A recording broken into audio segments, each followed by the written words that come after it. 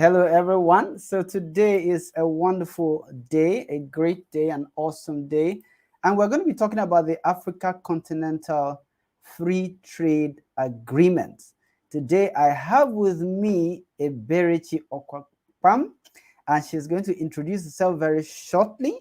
So if you're joining us, let us know where you're joining from, and do share the link. We'll be right back in a very short amount of time.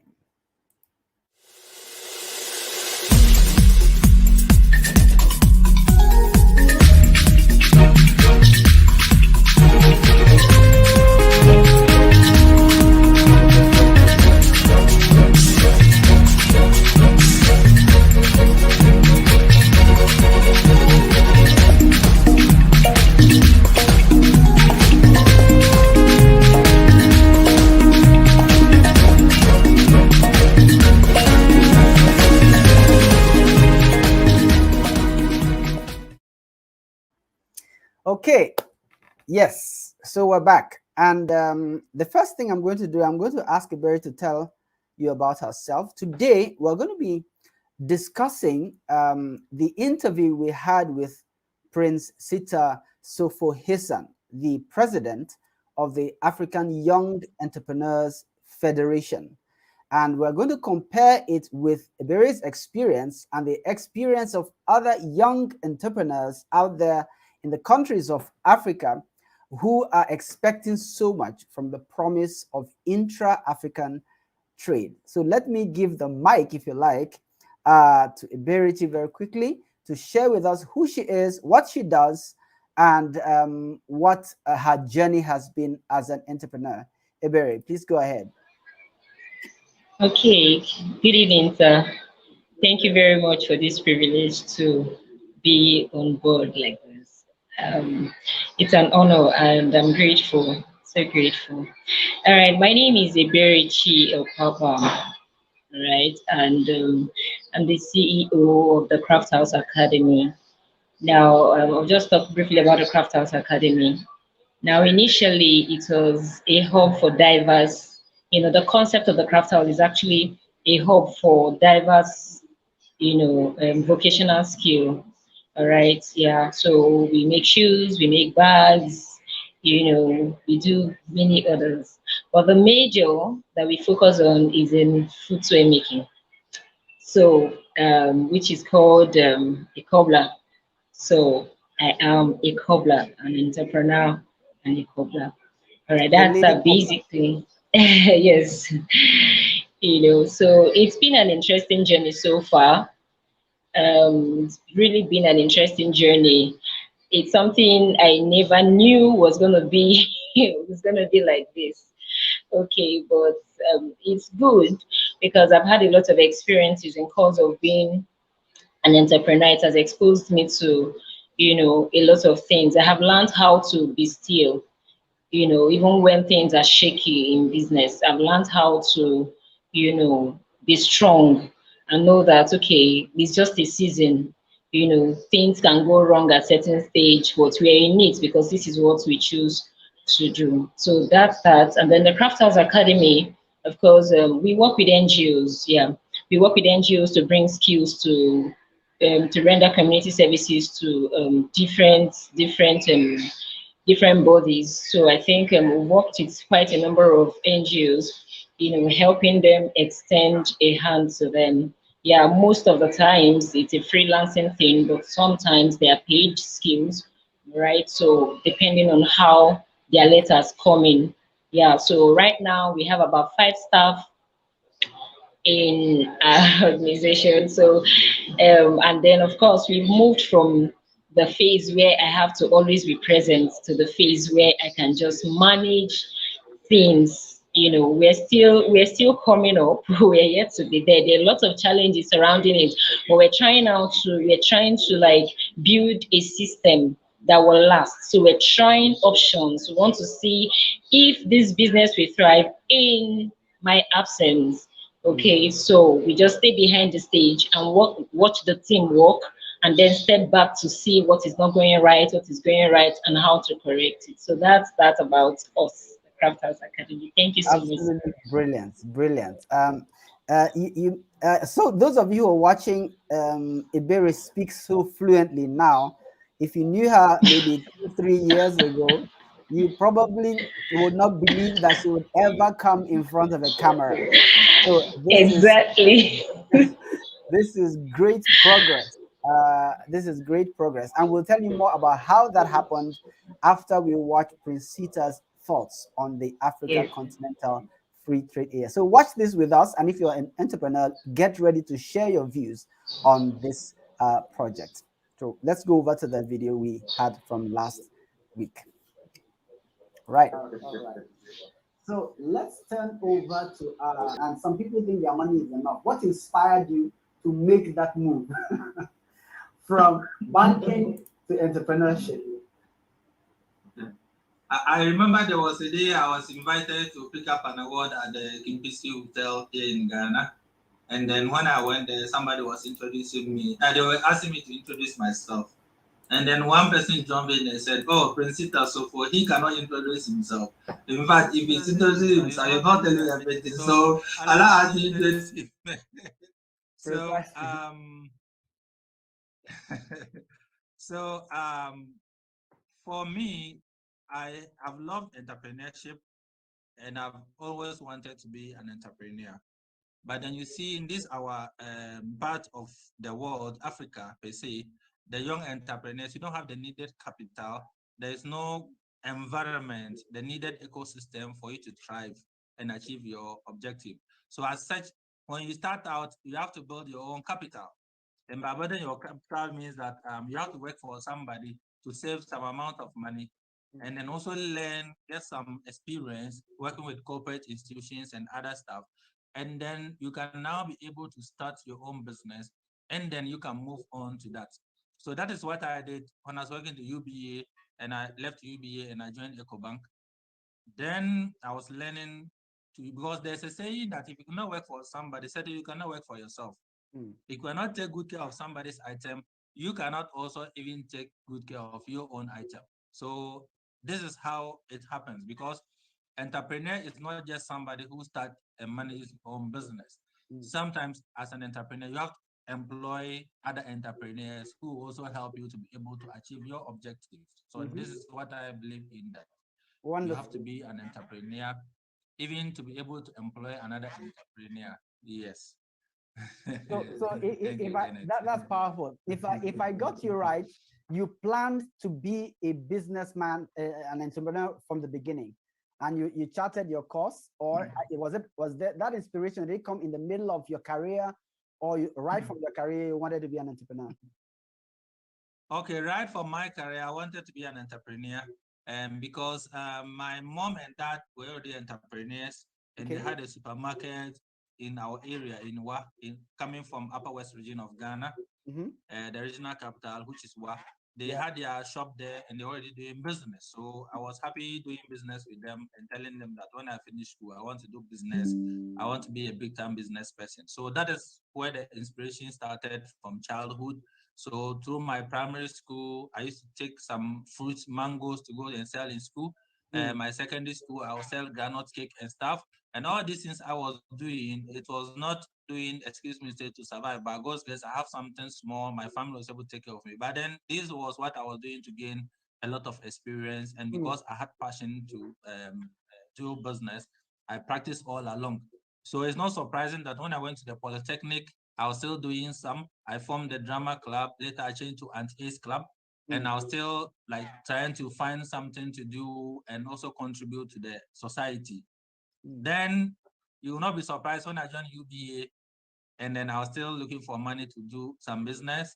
And then I joined EcoBank, and I had to still register some businesses and try my hands on it while I was in the bank. And then finally, when we went to open the first branch in Tamale, Northern Ghana, I decided to venture into the media, because I saw that Northern Ghana was not having any serious media house. All right, let's do a little bit of reflection on the story of Prince Siita. His journey started while he was still working for someone. And he said something profound. I'm able to take care of somebody else's business, you may not be able to take care of yours. What is your perception about that? Well, when I listen to him, a lot of things are just flowing in my heart, a lot of thoughts indeed, because well, it's okay to take care of someone else's business. That is if you have the opportunity to take care of someone else's business. Yes, why I say that is that I was just imagining some of us got into business because we didn't have the opportunity to take care of someone else's own. Okay. Yeah. So instead of sitting down and wait to be employed to take care of someone else's own, we decided to pick up our pieces and ask ourselves, okay, Eberechi, what can you do? Mm-hmm. And then I was like, okay, I love this thing, so let me venture into it. So we weren't really, there was no form of exposure. I'll just leave it at that because there are some other things that he said that I will get there, but I don't know if I should just mention it right now. Oh, But please basically, feel free to share. okay, basically, I think for everyone wants to be trained in what they do. Everybody wants to learn. If there's one opportunity I didn't really have as an entrepreneur, which is affecting my business, I'll be very open and real, is because there was no much privilege to work with other people. Mm. There was not much privilege to, serve other people better. Okay, there was no better employment in good places and all that. Yeah. Okay, so after school just resulted to, yes, I worked in few other places which I was able to learn one or two, but there was no consistency in trying to help other people build their businesses. There were no opportunities. So, but God helped us to like, okay, let's get into something and then move from there. Yeah. All right. Then Great. another thing, sorry, sir, Yeah. another thing he Yeah. mentioned, Go another ahead. thing, I don't know if he got to that video because I know we'll get to that point. He mentioned that he had to work in certain places. He had to work in EcoBank. He had to work, in order to gather up finances. I laughed. Yeah. Yeah. I laughed because, oh my God. Number one is that to be very practical, me starting from the foundation of nothing, Yeah. um, we didn't have mentorship. It was few years later I got to know the first lady, that mentored me. She did a great job. Before I got to meet you, in fact, when I even met you, I was as confused as any human being upon this earth, And we didn't have people like you Mm. and Mrs. Felicity Amore that could, mentor us for free. Mm. So if we had met them long before the season when we were trying to conceive these things, and they had said, okay, why don't you work for a season in order to, build up capacity, financial capacity for you to put into your business, Yeah. it should have been a lot easier. But now Wow. we are already doing the business. So we now met them. So we are in a crossroad because at that point, there's nothing anywhere. You're literally starting from ground zero. So we Mm. didn't have the privilege that he had, to have to work for some years. Mm-hmm. We were only trying to pick up the 100 naira, 200 naira pieces of, money that comes into our hands. Like someone dashes you money, you save it. Yeah. I can remember working as a Yeah. BSc holder. I could remember working in a school and I was earning 20,000 naira. Mm. Yes, 20,000 naira. Now, the reason why I picked up that job was because I knew I was going to use it to bring something into my business. But guess Mm. what? God helped us to be able to realize a generator and few stuffs. Mm-hmm. I don't want to go down. I know you have a lot of Yeah. questions for me, but let me just stop here, All right. basically. Thank you for that. That's awesome. We'll just let's watch his story again, another section of it, and we'll come back to talk Okay. about how you are selling your products in Nigeria and outside Nigeria. Okay. Entrepreneurs.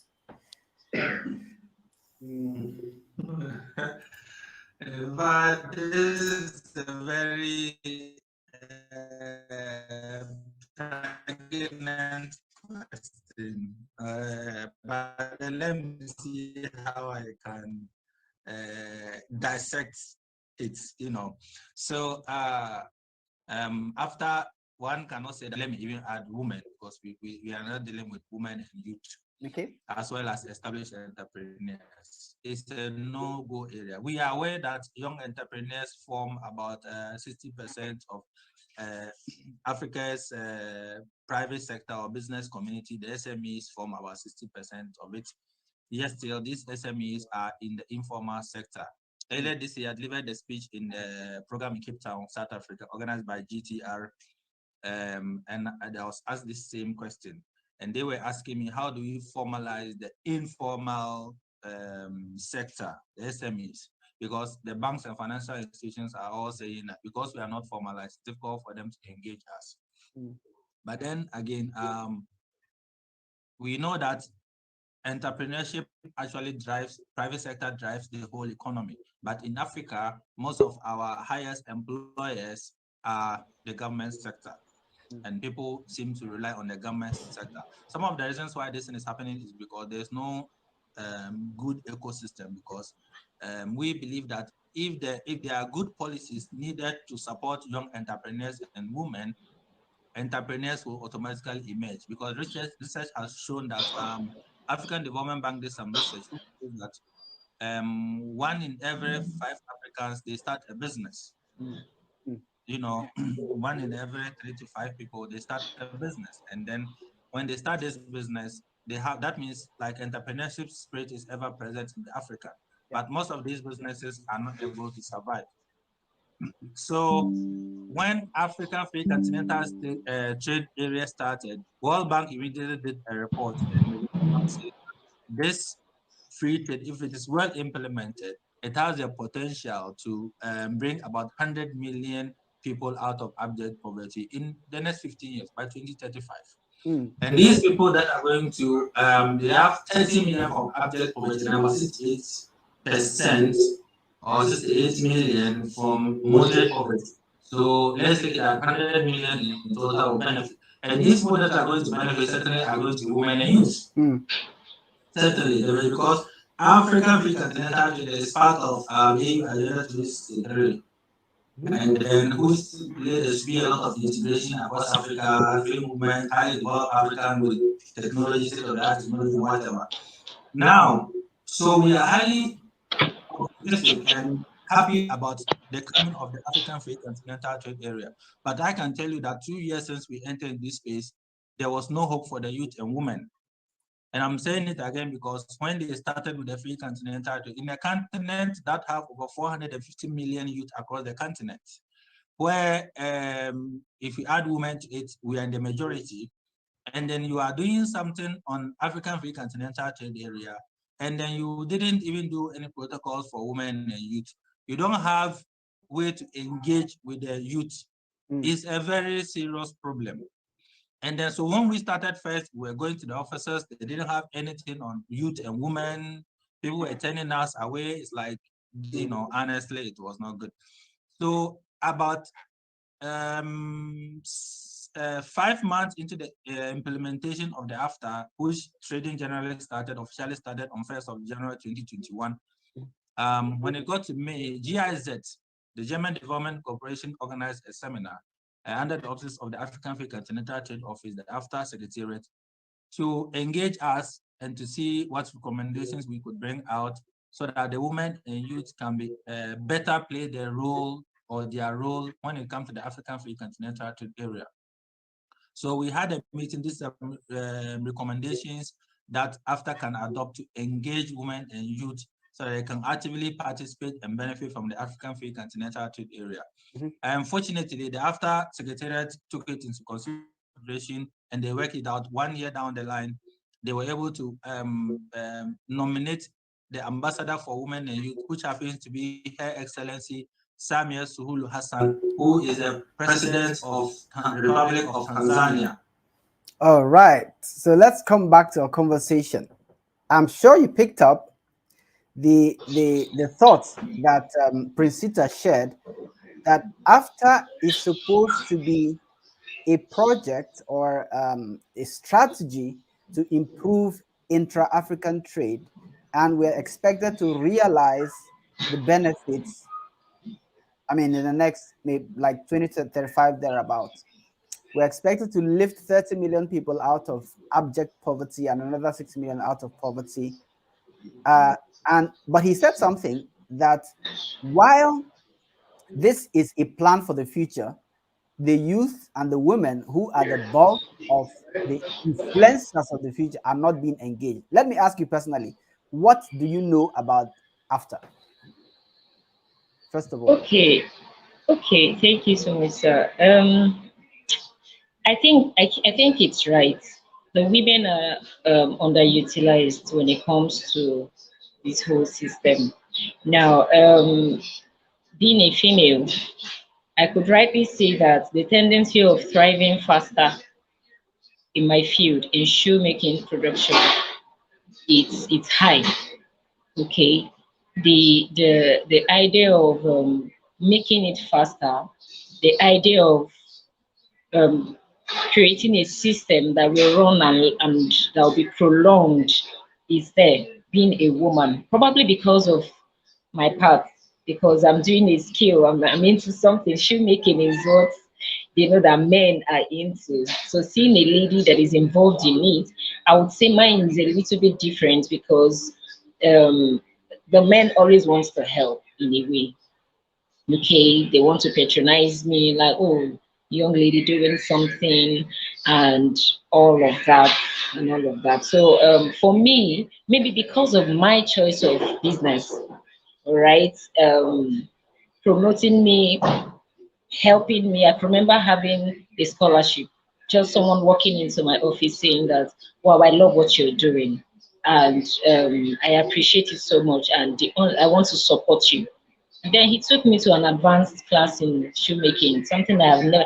So it's like it was my thoughts. He compressed like a 3 years plan in one, you know, just by seeing me.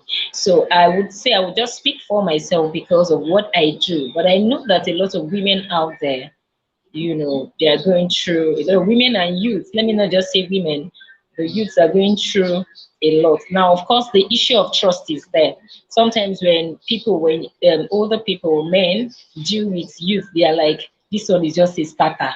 This one doesn't know, this one is here to find his feet. So they are finding it very difficult to engage them because they feel that, okay, you've not built a level of trust, you've not built a level of tenacity in what you're doing, you know. So for now, they tell you, just be coming up, you know. We are here, we're watching you, just be coming up. So I think that's for that. Then you mentioned something about I think, is it exploitation, having That basic intra-African trade, selling your inter goods outside yes, African print, yes. Now your I'll share, country. yes, I'll share an experience. Now, before I got into shoemaking, as a copper, I was selling bags. All right. Now, I had this colleague of mine that had her mom was selling bags in Togo. She grew up in Togo, but she's a Nigerian. All right. So she talked to me about it that, oh, they do well. They are actually doing well in Togo. Her mom brings bags, shoes, and all of that. And they were pretty cheap. You know, they were pretty affordable. So I looked at it, I was like, oh, beautiful. It's something I can do. And then I was like, okay, I think it was her first time. She schooled in Togo. I think she was born in Togo and then came to serve in Nigeria, something like that. Yeah. So she hadn't really learned about the importation and the exportation system, you know. So initially, whenever she's coming into Nigeria, it's easier for her because she carries her luggage, brings everything in. Now, when she now started advertising her mom's business in Ekiti State where I served, we all placed order. It was a very difficult task having those things coming. So I was wondering, excuse me, Togo is just here. Yeah. You may not just be here, but they're like brothers to us. Okay, it's not like the European countries where you have to pay a fortune and all that. So it took a lot of time for us to know when a couple had planned Alawi using a full month Alawi to invest into a business, and then you're not even having the money. Your thoughts, okay, within a week or two or however, is going to come in. They're just from one delay, and guess what? I only paid for 20 bags, but because of the challenges bringing those things, I didn't try it again. I made a lot of money with that, but I was discouraged. So like I was like, what, maybe I would have just continued. But it was my first time trying to, I was trying out something different. Remember, I just started, I'm just a copper, nothing handy and all that. So I was trying other options so that just in case I leave NYSC, I'll have something to fall back to. So that was one of the things. And then I'll bring the bags into Port Harcourt, send to my brother in Uniport, and then he sells. He talks of, we're all making money out of the whole thing, but we just sold 20 bags and that was it. Okay, so I think it's a challenging one. I'll share another experience. When I wanted to export, now this is to an European country, I had an order to make 20. That was my early phase when I was still trying to find my feet, but I had an order to produce 20 pairs of footwears, slippers and sandals. Now that's from the UK. So this client, a friend of mine in the UK, kind of linked me to him, and we began business. Like, okay, I love your products, I love what you do, blah blah blah, and all that. I remember then I didn't even have an office. I was working from home. Okay, so I was like, okay, it's fine. I saw it as okay, good deal, because he thought of taking responsibility over the logistics, and I was okay with it. I was like, it's fine. I'll find you. So let's go. So we started. Guess what? After production, I went to DHL. by, by the time they scaled the product, I ended up, the guy was like, oh no, this I can't deal at all. All right. Now I ended up selling those products within Nigeria. Wow. Yeah. Wow. Because by the time he considered the cost of, bringing the products over and all that, I felt pretty bad because, this thought of, as an entrepreneur, having your products going to, to even going down to Ghana, it's it's a big deal for us, But it's a very challenging one because people like us are still trying to find our feet when it comes to that. To other African countries, we're still trying to find our feet. We don't even know how we can do businesses within the country, within Nigeria, but we don't even know the how. Yeah. We don't even have, even when you search for these opportunities, sometimes you're even questioning it. You're questioning, can this be real? Yes, can this be genuine? Can these systems, we know there are opportunities. Entrepreneurs know. So like I read, I search, I make researches and all that. But sometimes when I see most of these opportunities fly, you now begin to ask yourself, check your spirit. Oh, should I not, and all that. So I think we need orientation. Entrepreneurs need orientation as regards this. All right. Awesome.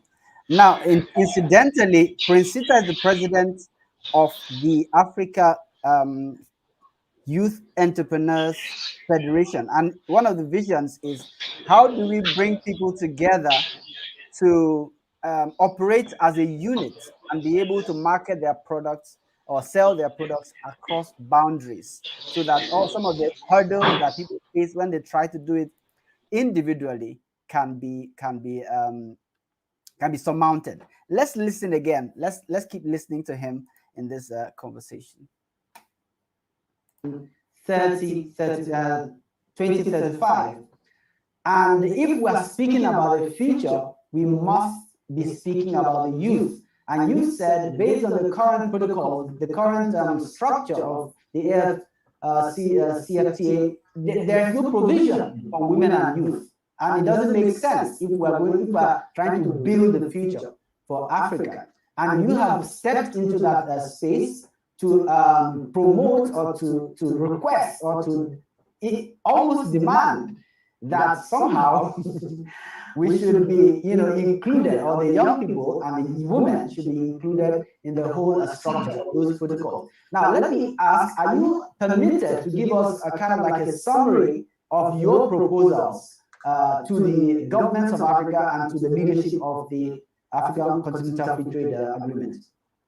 For us, what we want them to do is that they should let the youth and women all come under one umbrella, possibly our federation. Okay. Any youth and women that go to them, they should refer them to us. Let's form a formidable force.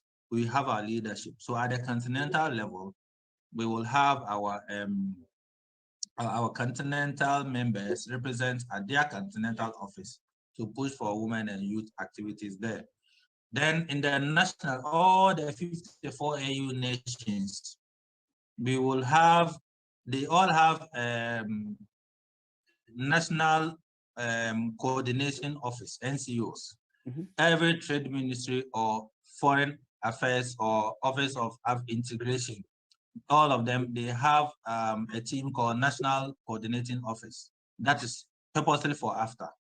So what we are saying is that since they have a team for National Coordinating Office, they should get our rep to represent the youth and women at the national levels so that we can better be engaged when it comes to the free continental trade area.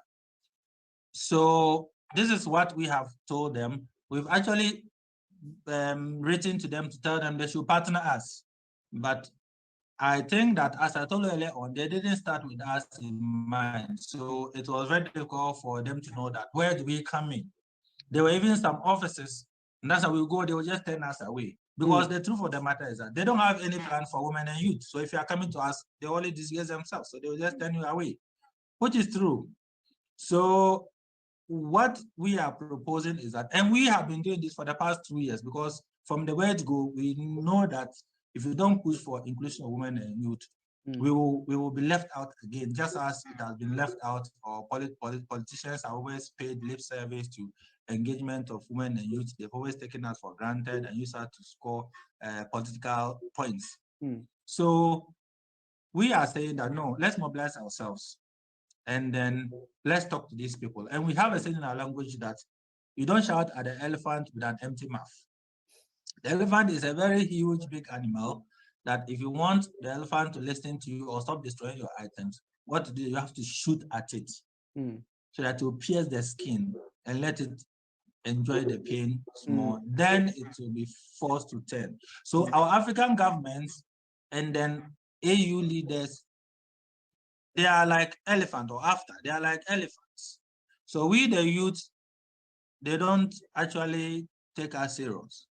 So we need to mobilize as we are doing now.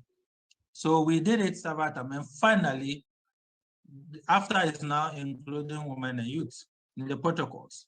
So we might see that it's low, but then there's hope at the end of the tunnel.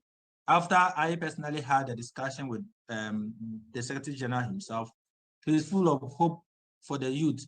Though he's an institution, he's not the only person. There are so many people working against the involvement of women and youth. That one day I can say that, because the way we are treated when we go to the offices to ask for information and stuff, it seems the people even working there don't even know the role of women and youth. Okay, so let's come back to ourselves. And he has also made some strong statements around the fact that by the way, let me tell the audience, in case wherever you're watching from, let us know, share the video, subscribe to the channel. The video we're watching is on our YouTube channel. So if you want to see the whole interview, you can go over and just spend your 1 hour and do that. But we're just picking a few aspects of it to really delve deep into what the experience is with entrepreneurs like the young Ebere, who is a lady cobbler working and operating in Nigeria. All right, let me ask you, Ebere, let me just ask you very quickly. In your experience, what do you think about his statements, his assertions that it looks like the leadership of the of African governments or of the AfCFTA are not thinking much about the young people when they formulate their policies? So he's saying that as the African Youth Entrepreneurs Federation, we want to bring young entrepreneurs together so we speak with one voice to the power players in the African continental free trade area to be able to do things like that are so difficult to do as individuals. What are your thoughts on that? Well, I think it's going to be a very huge, it's going to be a success. Yeah, by the grace of God, it's going to be a success. Yes. If, as I said, if we can come together, because there's power in synergy. Yeah. There's power in synergy. So if we can have a lot of entrepreneurs need help. Yes, a lot of them. He was talking about the youth. Nigeria is blessed. This is a country where you find people from zero that are willing to work. We still have a lot of them that are willing to do something, and they are doing it from ground zero and they are succeeding in it, but they are not trained, they are not mentored. A lot of lapses here and there, but they are still patiently trying to pull through. So if we can have seminars and trainings and camps, boot camps, and all of that, trying to bring these vibrant youth together, it's going to go a long way. It's going to go a long way because I was just imagining, you know, my sister got into the country after many years, and then her luggages were missing. Mm. So what if these were products? Okay, let's assume now that she was living from Nigeria to another country, and then things are missing. When her stuff got into Nigeria, it didn't get missing in Amsterdam. It didn't get missing in the US airports, but it got into this country. Yeah. And everything, this is a woman that was returning after 10 years, and everything was missing. So coming back to our system and business, so wanting to, and then of course, by the time we finally got this product, guess what? They had tampered with them. Mm. They broke into the boxes, took away some stuff, and all of that. So let's assume this is somebody's product that you've planned your life with, you've invested in. Oh, you're glad your products are leaving at least to Ghana, at least, and then it's not getting to its destination. Oh, it's heartbreaking. Wow. So if we can have different bodies, if we can have different units come together, different countries formulating these small groups and cooperatives coming together, training young people, at least giving them hope that there's a plan for them in the future, because sometimes it's discouraging. You see, that hope, the hope alone, like imagine, okay, what you did for me at certain phase. I could remember how depressing it was for me then. Even when I don't reach out, you always reach out. And I was supposed to pay you for those services. But like I don't know how, but you just did it. You just did it, and then you even had to rule off the bill, and I'm like, oh Jesus. At some point, I couldn't even have that mind to come asking questions, because I'm like, this kind of person is rare. Where would you find him? And this is a paid session. These are paid sessions. I know how much hope the one-on-one sessions you had with me, I know how much hope it pumped into my spirit. And like I had this thing, yes, you can. Iberi, you can do this thing. Just keep moving, just keep pressing. It does not matter how many times you fall and all that. That was because you were there to give me that support at that phase. So if a lot of entrepreneurs are having people, okay, after what you did, let me just share an experience with you. After all of that session, I made up my mind that, okay, I have apprentices. People come to me, they enroll for 6 months, they enroll for 1 year. Okay, I made up my mind that I'm not just going to teach people the act of shoemaking. I'm going to teach them the business of shoemaking. They are not just going to learn the craft. I will make sure that the battles I fought, they wouldn't fight. It's not, I made that decision. So I can tell you right now that the students that have passed through the Craft House Academy, they are doing well. When I mean well, because before 2 months, you should be producing footwear for yourself. And you should be selling it. So the idea is not just teaching you the act of shoemaking, but the business of shoemaking. Because I didn't get that. I didn't have anybody, I had mentors in business, but I didn't have people opening up. Imagine a guy, there are more men doing shoemaking than women. So sometimes you'd want a female to mentor you in shoemaking. You can't find, when you find them, because they know you are their rival, they lock up some things. So, and the reason why I made up my mind to do the opposite is because the birds do not, they don't need to gather themselves or beg or fight for a space up there. Yes, I know you're my rival, but we have different space to fly. We have different regions to fly. So I tell my students when they come for training, I used to tell them, I said, the Bible said something, that the glory of the latter house shall be greater than that of the former. So you see, that's which you have seen me become. That's which you admired before you came. You saw other craft centers and you decided to come to our little hub. Okay, that means there was something you saw. Now, for the fact that you came, you should strive to get better than us. So I can tell you seriously that I sometimes I get jobs and I don't want to do those jobs. I get the jobs for my students. And I'll be like, okay, how much will you take? Now, I have people that I can easily call. They are doing their businesses and I make money not being there. I'll tell them, okay, ABC, this is how I want, because I train them. Now, let me also share the opposite of this now. I needed someone to produce bags for me because I had an order for bags. And so I was like, okay, let me reach out to a friend. One of my girls, got trained in her skill center. Right. So I needed someone to stand in for me for shoemaking and trainings and all that. So I sent her there. She went to learn. Now, I now needed these bags in a large scale. So I called her last week Saturday. I called her. I said, what's up with ABC and all that? She said, I'm now married and blah. I said, okay, so where are the students you've been training? She said, they don't do it the way I do it. I said, then there's a problem with your training.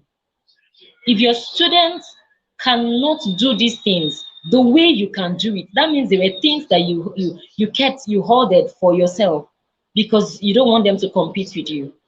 I know it's okay to hoard for people that hoard, but I'm telling you that I have profited, from not hoarding knowledge. I know it's like I'm deviating a little bit, but I'm profiting. Reason being that now I can easily give a student, somebody I trained, a job to do for me, and I'm confident that they will deliver. Why? I trained them. So it's making my business more productive.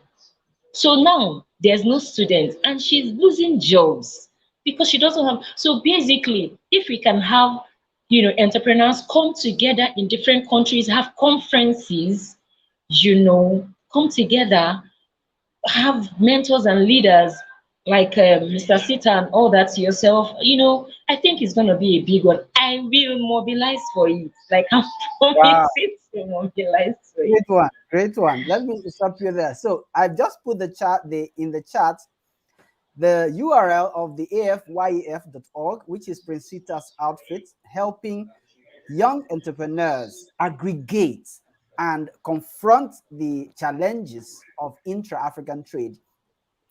And Eberechi has just volunteered to mobilize the young people in Nigeria for this project. And that's amazing.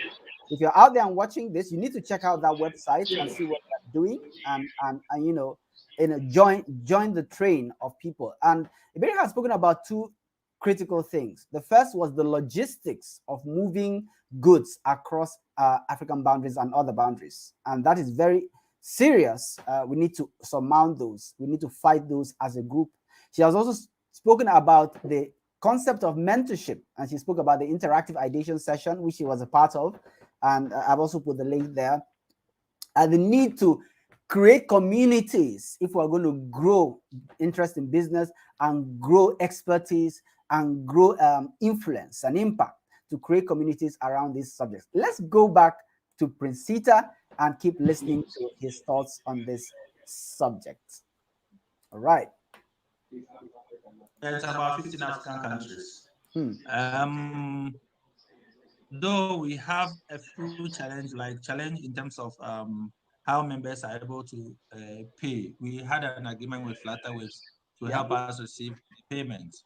Kenyans were able to register. When I was in Tanzania, Tanzania have other issues registering to the Flutterwaves platform. We went to Cameroon. Cameroonian are okay. And South Africans has a bit of problem. And then we also have Namibia. They're also interested. People have registered from there, but said they didn't use that platform. They had to send monies across, long procedures in doing that. We also have members in the Gambia. We have about 4 Francophone countries, including Niger, Cote d'Ivoire, Benin, Senegal. These are kind of the active groups from the Francophone countries. Now we have Ghana, we have Nigeria. Nigerians, I'm sorry to say that, sometimes some of these you've tried to play a bit of smart game or something like that. Yes. When we introduced the thing to Nigeria, we were actually happy the rate at which, and the Nigerian High Commissioner was one of the people that even came to our lunch, and then they welcomed the idea. And then I had the opportunity to speak to Nigerian youth, even the student leadership. I went to Nigeria to deliver a speech and that kind of stuff. But then they decided to take our organization and broke away. So officially, we've closed our operations in Nigeria. But then we are also hopeful that we'll get new breeds of committed youth who will be committed to their cause, and then for us to be able to achieve our objective. And Zambia is one of our most vibrant places. We have Morocco and other stuff, but these ones that I've mentioned, we have roots in about 15 to 22 African countries, like presence, members, presence. But then those I've mentioned are those that are actually very active. Thank you. Thank you so much. Okay, our look is back in the chat, but let me move on to the next question. So, I mean, it's sad that you got into the wrong set of Nigerians. There are 250 million of us. So definitely there'll be the bad ones and the good ones. But I do hope that the structure will be revived, and because I think it makes sense what the vision is for AfYEF makes a lot of sense for the young people, for the women, for smaller scale entrepreneurs to take advantage of. So if you're listening to us on this call, join the AfYEF, join in, let's make our point known with the numbers, and like Prince Siita said, shoot the elephants so that they can pay attention. All right, I'll ask you the next question, the next major question. Do you think the African government and business leaders are aligning with the long-term vision of AfCFTA?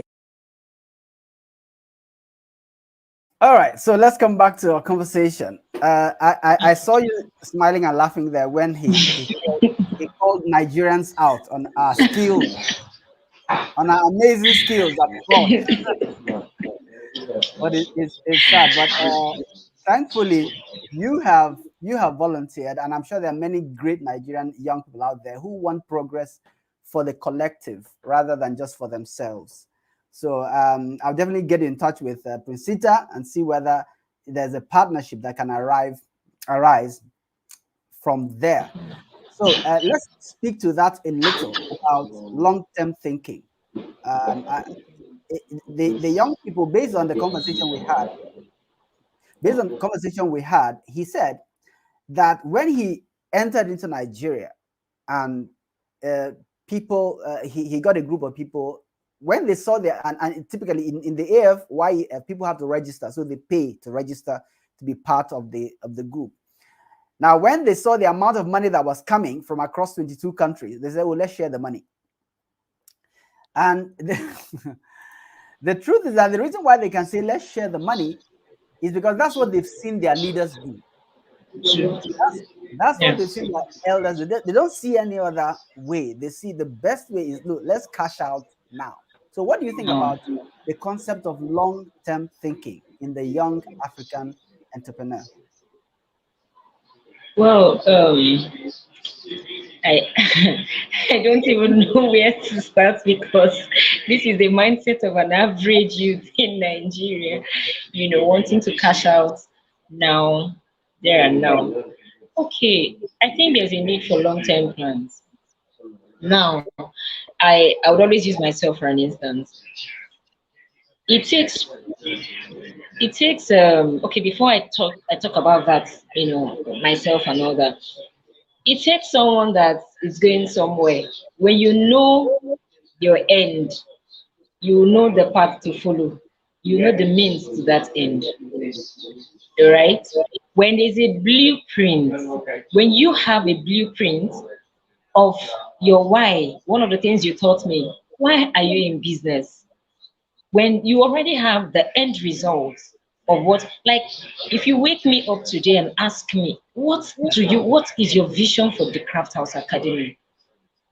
The Craft House Academy is just starting as, a normal vocational skill hub where you come and learn different things about skill, blah blah blah, at this phase. But there's a future. The future is diverting into technology.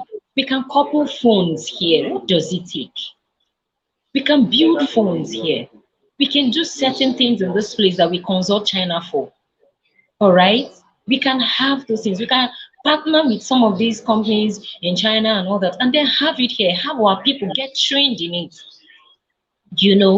and then you're employing people already, we're empowering people, the poverty rate will reduce. And then, of course, I always used to tell myself, one of the future goals is to have not just the best vocational skill in Africa, but also the best shoemaking center here in Nigeria. All right, so like if you have a plan, if individuals, a lot of persons go into business because they are hungry, they need to survive. It's like it's for survival. But I went into business because how can people be suffering though? I work with NGOs. I've worked with an NGO for over 15 years. There's a case right now of a child. This child has been consistent in our NGO, in our meetings, she and her sister. So just last week, I saw one of them crying. I was a little far, but she was talking to a leader, but I didn't have that time to get to talk to her. So the following day, she called and said, we didn't have food to eat. And we've dropped out of school, no school fees. So we have situations like that we need to help pay people's school fees, help other people extend. So if you have a future plan, you will not want to eat your future for the now, as in like, because whatever you do right today will affect generations to come. So if you have that at the back of your mind, you know that it's not just for your belly. So how about empowering people that came for that training to say, instead of sharing the money, empower businesses and then follow them up. Even if you're going to say, okay, it's not going to be a grant, because these days when I hear grant now, I get pissed. Even when you give the grant, there's no follow-up system. So people go back to square one. And I'm sure that's why a lot of businesses are afraid of the banks. Because at the end of the day, you will do the needful. You do the needful. By the time you know that, okay, a lot of things are involved in it, you're not going to eat up everything that you have. So it's so painful that at the end of the day, you want to let us share which money. Have you thought about other people? So for me, it's a no. If people can write, if people for I don't know, just a suggestion. Before having certain people in such teams, before having leaders in such teams, they should be able to, send their profile, their 10 years plan, depending on their level in business. They should be able to tell us a clear picture, not just writing it on paper. Come and do a presentation about you. But you need to buy us, like bring us into your system. Let's look into and then listen to people do presentation about 10 years plan, their structures, what they have, even if they are imaginary. Sometimes they could be on paper and they are just formulated. I am not reading anything through the paper. It's inside, it's conceived, it's something that it's burning on my inside. I am not reading it on paper because I know that this is what I am supposed to be doing. I may not be there yet, but this is the plan. So they should be able to tell us, not just in mere words, A, B, C. So for me, they should, after doing all of that, anybody that is more interested in making money for the now for his belly is not fit to be in that team. He's not fit Wow. to be in the team. Yes. You know, the way I'm listening to you, I'm also intrigued myself as the transformation of your life. Because between 2020 or 2021 and now, the vocal expression, the clarity, I mean, We've seen transformation. a lot. Yes, We've yes, seen a lot. transformation is real. So this Yes. So that is what Barry is saying, is that we need to have a vision. We need to say, beyond the pains of today's process, can I think of what will come out of it in the next 10 years? Can I think of beyond myself, beyond me, beyond what I need to eat tomorrow? It's like the story of in the Bible of Jacob and Esau. yeah, Give me something to eat today, for the belly now. for the belly now, and forget about it. Forget about everybody. Forget Yeah. about the birthright. I mean, we just need to break out of that. And you said something else about evaluating the kind of people we are bringing into these beautiful systems, and probably Prince Siita would take that away and say, look, the next time I'm stepping into Nigeria, I need to evaluate the people that I'm inviting to be part of this vision. Let's listen more to him, and then we'll come back again. All right. Wow. Okay.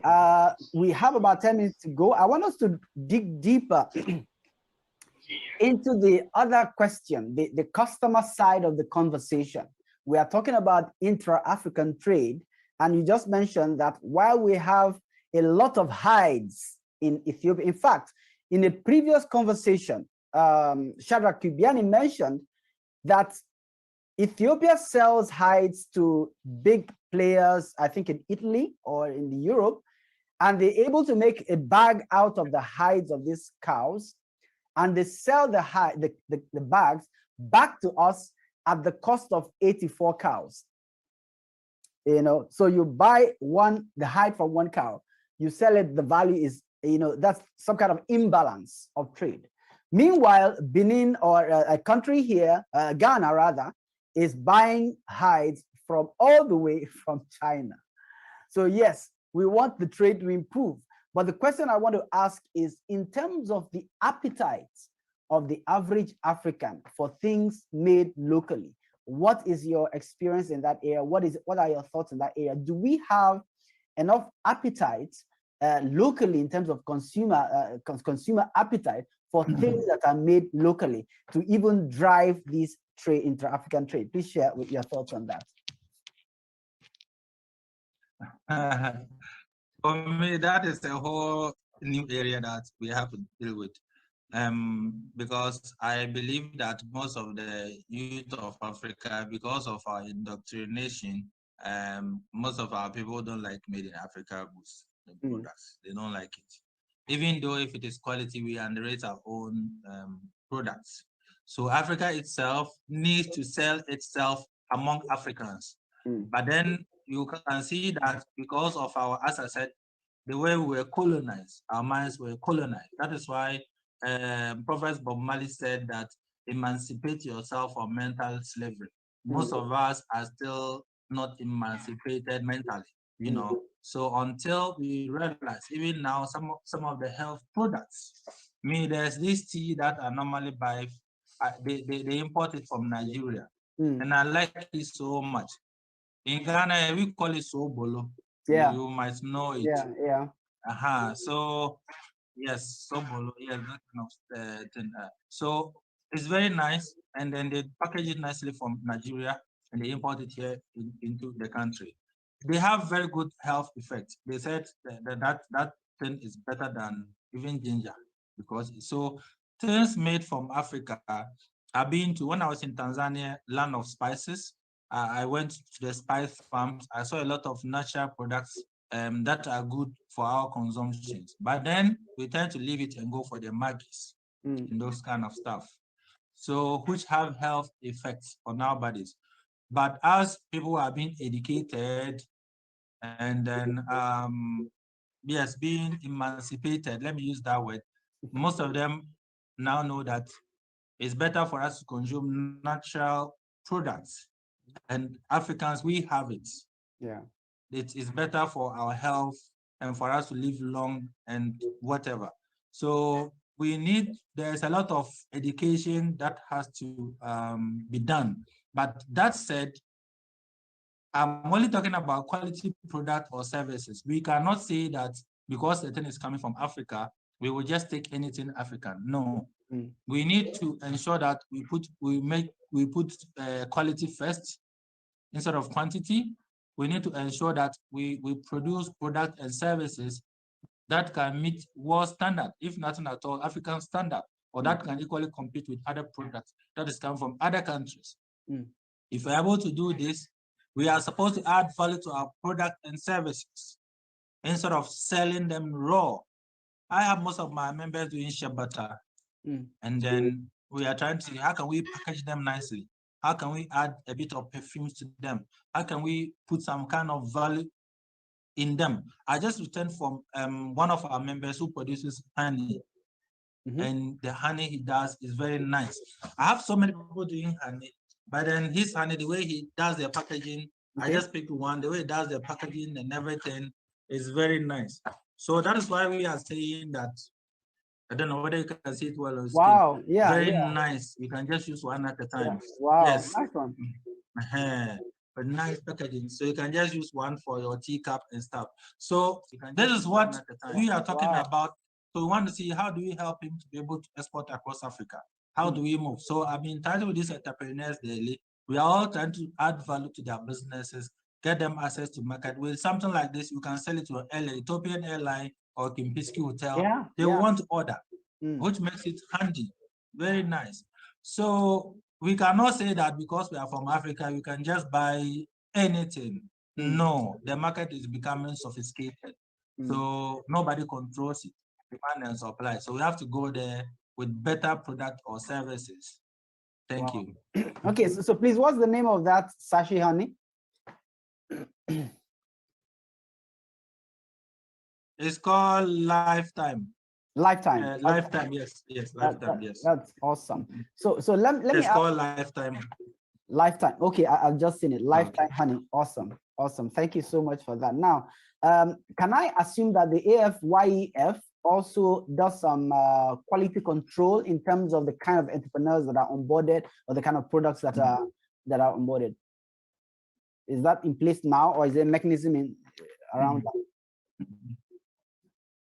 Oh, for now, we are only, we've not had a full established mechanism. We are still trying to learn and adapt. And then we are also based on our own assessment, because from Ghana here, I think before you can export, you have to have FDA. Yes. So we ensure that all our members who want to have the FDA, you are registered, you have FDA.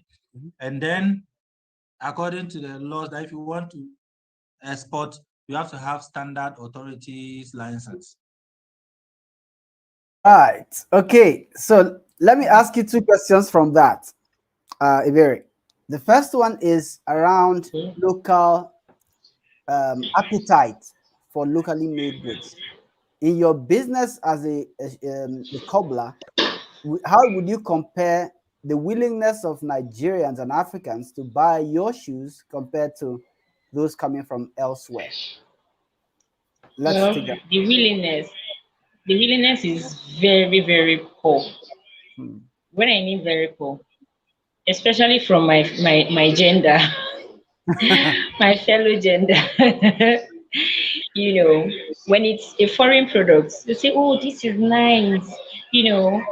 But when it comes to a Nigerian made product, they tell you, you're not be Nigerian, not be here, you make them. It's just 3,000 naira and I sell it. So, like for me, I hardly sell to women, except they order. They have to pre-order. Yes, because at the end of the day, I just realized that they are not my number one target audience at all. They will talk down on what you're doing because it's not important. Yeah. But yeah. Then another thing is, I think they are beginning to, the men are beginning to appreciate Nigerian made products. Okay. They're beginning to, but I also think they are a little bit biased, because a male can be doing that and they wouldn't push it as much as, okay, when it's a female that is doing it. That's my experience, speaking from my personal experience now. So they'll be like, ah, this is nice. So that I remember a friend that bought a footwear from me and then traveled to the UK. He said, okay, I was now like, why not just check now if we can supply to stores, blah, blah, blah. And he said, this thing will go through a lot of processes. So we need to check if it will meet up UK standard, hey, blah, blah, blah. Hey. I said, go and check first, make we start somewhere. He actually did. And they were just impressed. They're like, are you kidding me? Is this a Nigerian product? And he called me from the store, like, wow, they said, oh, this product is good. So I felt really happy. There are certain comments you hear, certain responses you get from your business. You be like, wow, this is highly impressive. Okay, so recently we did a production, and I called my team, I called my manager, I said, I don't like this product. This is not something that I can sell. You guys can sell it. It's you guys. But you see me, I can't sell this thing. And I stopped him from producing stuff like that. I said, we can't deal with this kind of things, because I know my audience. I know them. I know what they need. I know the quality of what they want and the kind of finishing. So I just sieved it. I said, I will not be the one to market this. You guys should sell it, and sell it off. So Great.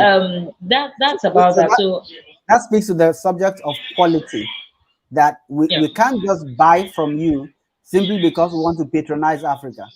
We need to make sure that we are advancing towards it's of value. Yes. Yes, you see, it's very important. I focus on when my team, sometimes we get others like this period, we had to stop because of Christmas sales, we had to stop repairs. We do repairs as well, because I realized that you spend money trying to fix a footwear, and fine, there's profit in it, but the time you spend in fixing one footwear, use it and produce three. So for me, it's a waste of my time. When I checked it, I used this year to experiment teamwork. Imagine using a full year to experiment different things, working with teams and all that in the office. And I told them, I've been thinking, I said, when it gets to September, October, we're shutting down for repairs. No more repairs. We stay focused in production. When we're done with certain number of production that we need for the Christmas sales, and then you can go back to. So now if you come for repairs, they'll tell you, oh no, please, we don't take repairs for now, except you give us a month to fix for you. And some persons are like, no, we don't want to fix somewhere else, because they've tasted what they know what we can deliver. And they're like, don't worry, I'll wait. When you guys are ready. And I'm like, oh really? I didn't know we've reached this level. Is that an opportunity for you to raise your prices on repairs? Yes. I think it's, and I even had to raise my price for the new production now. I had to, and guess what? They're not even fine. It's gonna take a while for them to get used to the new price. Some persons will, go backwards towards it and all that. But I'm okay. I've learned how to wait, to be patient until they come to terms. The sales might be slow, but I've realized that it's always better to be patient until they come to terms to your new price, and then you can fly from there. So I'm like, oh really? So they like even a lady came and like they were telling to my manager. The guy said, "This guy meets my madam. There's nothing I can do about it. We cannot repair again." And I was trying to explain to her, say, please, we can't do this for now. She said, but I like the way you guys fix my shoes. I don't need to complain again. It's so nice and all that. I said, don't worry. Last week I had chats. I even refused to respond to certain messages because I did not want that. And then there's something he mentioned about leathers. Yes, leathers, Ethiopia and all that. Before I got into shoemaking, I read about the African countries, that I read about leathers precisely because I was very interested in the quality of what I'm to get out there. So my researches, I realized that Ethiopia, their products are exceptional. Their leathers are beautiful. In fact, there's a lady that I follow all through, like for like 3, 4 years, I was following her company, bomber to bomber. I was following them. They call them So Rebel. She's a female cobbler. She inspires me till today. If there's anybody that I follow that, have a blueprint, like when I look at her, I'm like, if this woman can, I can't remember her name, but but the name of the company is So Rebel. If this woman can get to this point, and guess what? Majority of her workers are female, old women, old matured women working for her. They have natural, there's this product I like. Because of our weather here, we hardly can use it to make footwear because it goes bad easily. Sometimes it's raining and all that. When she uses it for sneakers, I'll be like, God, this is good. Their leathers are exceptional. And they're coming to Nigeria. Their leather, when you go to the market, they say this one a Nigerian leather. Or this. Guess what? The ones they even say, okay, the Nigerian leather be this. They last longer than the ones that we're calling foreign leathers or the ones that they processed and imported for us. Because our weather is not conducive with their kind of leather. After a while, it begins to peel. But when you tell a Nigerian that, okay, I think after some years, I've realized that it depends on the way we do the finishing of our own leathers. When you buy these leathers, after production, guess what? My team can produce, but before we sell, I do my finishing myself. If they do it and I don't like it, I'll tell the few. I say, come and see that this is how I want it.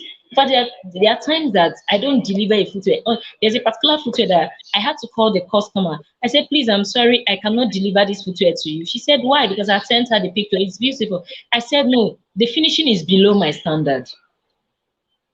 And I said, I can't deliver it to you. She said, oh, really? I said, yes. So we had to start that thing at my expense this time. I didn't care. We had to start it all over again. And because I explained to her due to the time, the day I was supposed to deliver, the time was short and all that. And she understood with me. She said, okay, no problem. And then when we delivered, she was like, wow, this is nice. I like it. And I felt satisfied. So for me, the product, it's very, the materials and all of that, the finishing is Quality, important.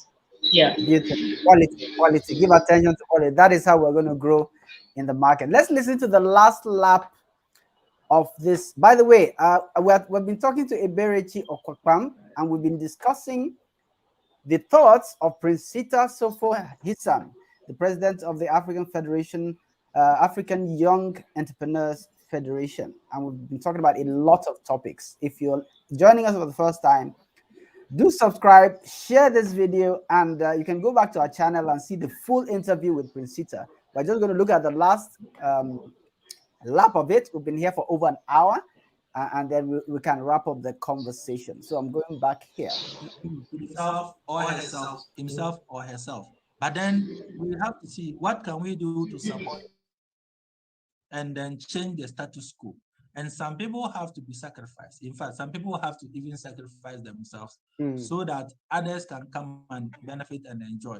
And then we, in our lifetime, we happen to meet the establishment of the African Free Continental Trade Area, the biggest trade area in terms of participating countries.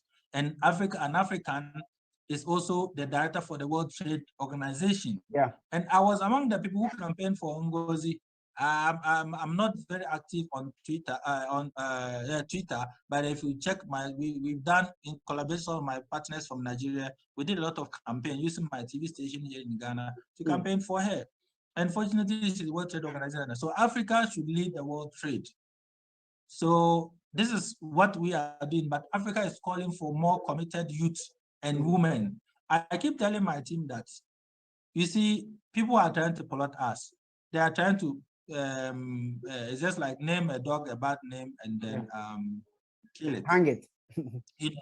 Hang it, good. So we are saying that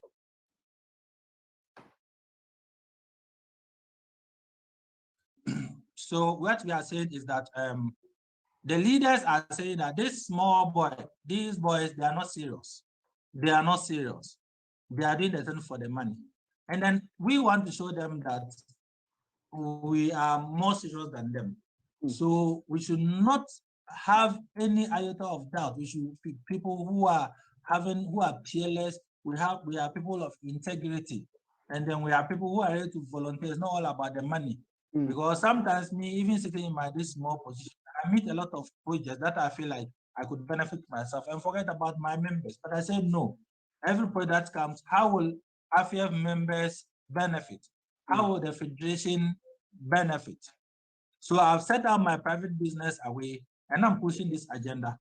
And then when I see that my members are not ready to benefit, are not going to benefit, then I know that it's a non-starter for us. So this is what we, the youth, have to also do. If not, the leader will say, aha, you see them, we just gave them a small position. See, they're fighting over them, over each other, fighting over money, and they are not united. And these are some of the things some people like us want to avoid. Thank you. Thank you very much, Prince Siita. This is powerful, and there's so much that has been said in this conversation. And I think the AfYEF is doing an amazing job. The vision is clear, the vision is big, and the vision is really relevant to the future of Africa.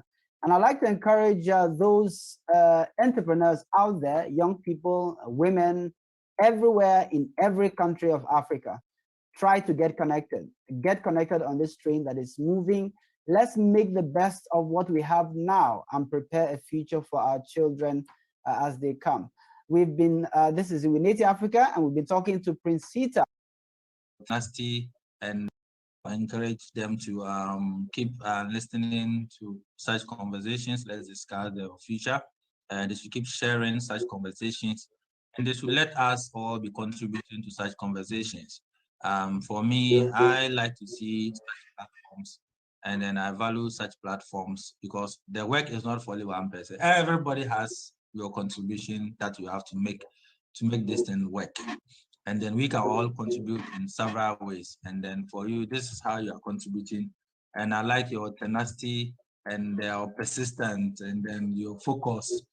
And I know that there will be a time will come that this platform, people cannot even enter it because it will have a lot of followers. And then everybody should be on board. Everybody should come on board. As we said, it's a moving train. Whether you join or you don't join, that train is moving. So it's better for you to join so that we can take you from one angle to the other. A lot of African youth, they complain a lot. Everybody talk about the problem, but nobody wants to be part of the solution. And then we want to move from problem talkers to what we need to change the new Africa. And the future is never tomorrow. The future is now, and the future is with us. Because in Africa, the future never comes. So we are no more future leaders. We are no more future leaders. The future is here. In fact, we have to lead. If they refuse to bring us to the decision-making table, they should take their table. We are going to create our own table. Yes. We are coming in with our own chairs, and we will come and sit and make our own decisions. This is what we are ready to do. Thank you very much. Thank you very much, Prince. I appreciate you so much. God bless you. And I'm sure we'll have another opportunity. All right. So that was how our conversation went last week with Prince Siita Sofo. So there's something he said, in his closing thoughts, that he doesn't want problem talkers anymore. That everybody's complaining, everybody's blaming. In fact, I just read a post, earlier today about the flood in southern Nigeria, and our hearts go out to those who are impacted. It's severe. I saw some videos from Yenongwa all along the Chad. That is incredible. Somebody said, that the government is not visionary and all that. I said, look, this is not necessarily about the government. This could just be about climate change. So we have the tendency to blame someone for everything, especially our governments, our leaders. Oh, blame the leaders. And Prince Siita is saying that, look, we can no longer blame our fathers for our problems. We are now the ball is now in our court. So if there's something you can do in your corner to add to progress, you better do it rather than just looking for someone to blame. What do you think about that, Eberechi? Yeah, I think it's a great one. Yeah, it's better to focus on the solution than to focus on the problem, because there will always be problems. Even if you're not the one pointing it out, there are lots of persons that can see father. It's like their eyes are like, they can see father, so they would always point out the problem. You just mentioned about the flood in Nigeria. When I talk about it, usually I don't. I did a post on Facebook. I had a share of my experience too. My sister had an experience, and then I followed that to that area just to, and then we checked it out. What my thought was, God, please, I want to work with bodies. I was kind of searching online for bodies that are, like NGOs that are ready. I wanted to even put it up to volunteer to help, where their camps are and all that. But we don't even get this information anywhere. That means people are taking personal responsibility of themselves and their family members. So I don't even know. I know that there are camps, that I know that the government is helping, allotted some amount of money for the whole thing, but I don't know. My question is it being carried out? Are the persons that are in need, the persons that are affected, are they being helped? you know so it's basically about looking out for the solution. We've seen a lot of problems. Let's just come together. It's just about synergy. Everybody dropping themselves, everybody trying to drop their business to say, okay, I want this thing to work. Let's do it like this, without trying to be selfish, without trying to lord over anybody, knowing that, okay, we are a team here. We just need a leader to represent us, to, like, voice out our thoughts and all that. So I believe it's possible if we start looking out for solution. I'm imagining, just coming online, and then all the problems that Nigerians are complaining about, their solutions, they now stop talking about the problem, and they're like, okay, concerning the flooding, this is what I think, this is what I think, and this is what I think. And then imagine having different challenges that this country, this nation is going through. Imagine having suggestions of this solution. There are lots of things that individuals can do.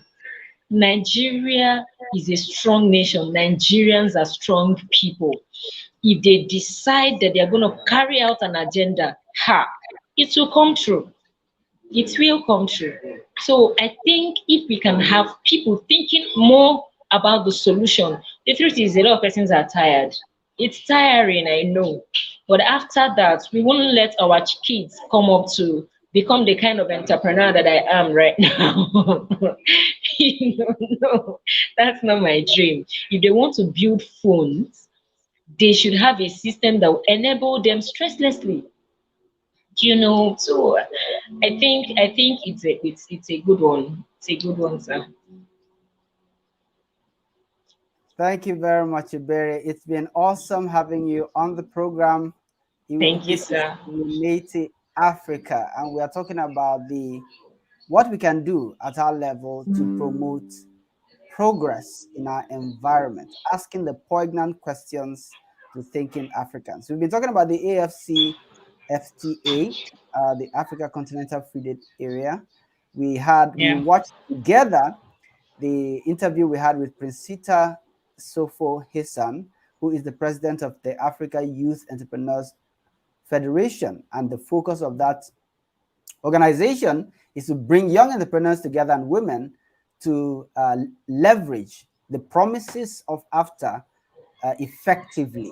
And we've spoken a lot on many angles of that conversation. You can rewatch the video if you like to. And we also have the full interview with Prince Siita on our channel. Subscribe to Iwineti Africa and keep following as we make our contribution to the progress of our continent. Thank you, Eberechi. Eberechi is the Thank you so founder. much, sir. She's the founder of the Craft House Academy, and she has experienced intense transformation in her business over the last 2-3 years. She has grown powerfully, and like I said at the beginning of the conversation, one would not have believed that she could come on camera to share her experiences. She has really grown. And Exactly. find her on Facebook. Find the Craft House Academy on Facebook. Find her find her personally on Facebook. Connect, support what she's doing. She's making shoes. in the southern part of Nigeria, connect what she's doing. Okay, this is Adetayo. This is and well, I mean, this, I don't know what the issue is, but maybe someone out there will be able to help her out. Thank you so much. Oh wow, James, all the way from Canada. Yes, we're almost out. Thank you, James, for joining. It's an incredible conversation we've had so far. Thank you so much for always being there for us. We've been talking to Iberi, and we've been talking about what we asked Ms. Sita on after. Thank you so much for joining. We're closing out now, and we'll be here again next month, all things being equal, to share our thoughts on the subjects of Africa. So we will see you soon. Thank you.